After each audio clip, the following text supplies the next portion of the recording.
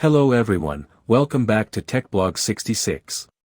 Today, we are diving into one of Quentin Tarantino's most unusual and divisive films, Death Proof, released in 2007.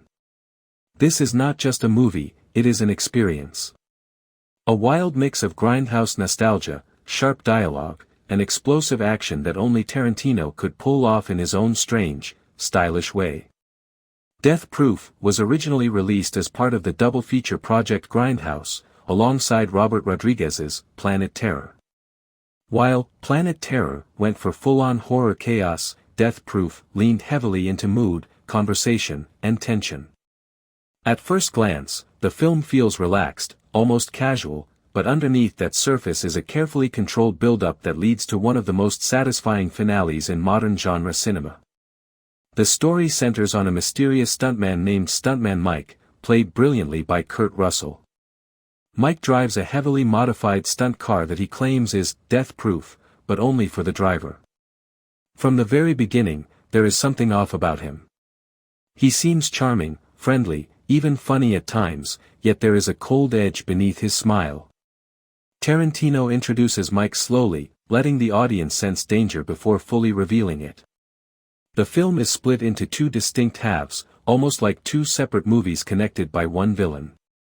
In the first half, we follow a group of young women enjoying nightlife, music, and conversations that feel raw and spontaneous. Tarantino's dialogue is front and center here. People talk about movies, relationships, and random life moments.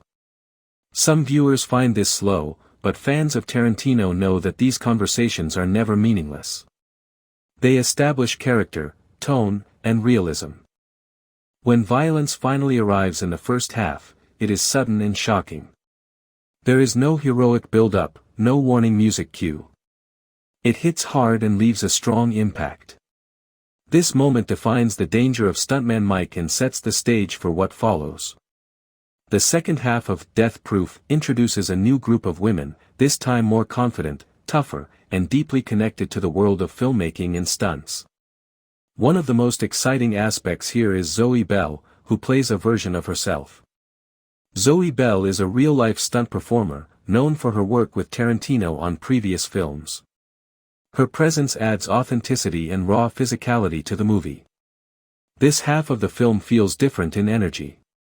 The conversations are still there, but the tone shifts. These women are not passive characters. They are aware, strong, and capable.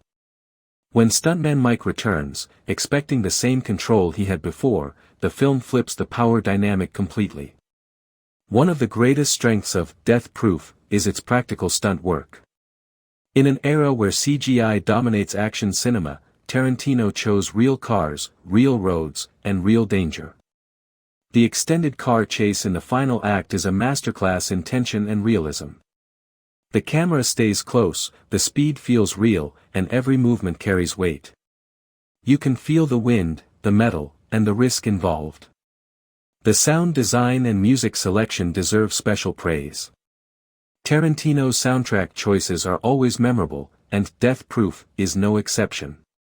The music enhances the Grindhouse feel, transporting the audience back to the exploitation films of the 1970s.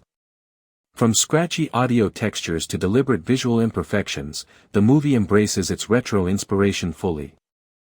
Kurt Russell's performance as Stuntman Mike is fascinating because it breaks expectations. Unlike typical unstoppable villains, Mike is human, flawed, and ultimately afraid. This makes him more interesting. When things stop going his way, his confidence collapses, revealing insecurity and panic.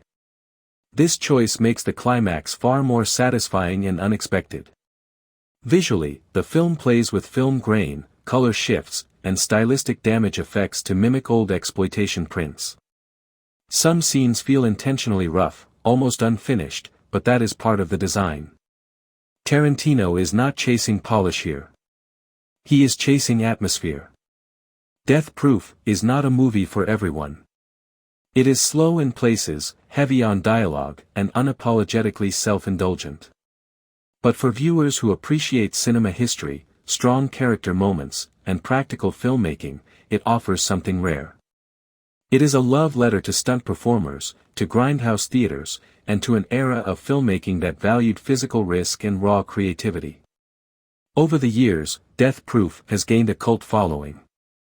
Many people who dismissed it at release have come back to it with fresh eyes and discovered its unique charm. It may not be Tarantino's most popular film, but it is one of his most personal and daring projects. In the end, Death Proof stands as a bold experiment.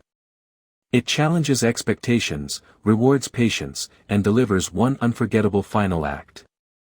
If you enjoy stylish dialogue, intense car chases, and a strong reversal of genre tropes, this movie is absolutely worth your time.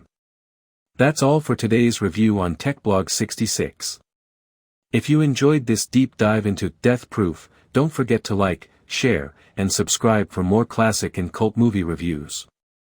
This movie is available on YouTube free.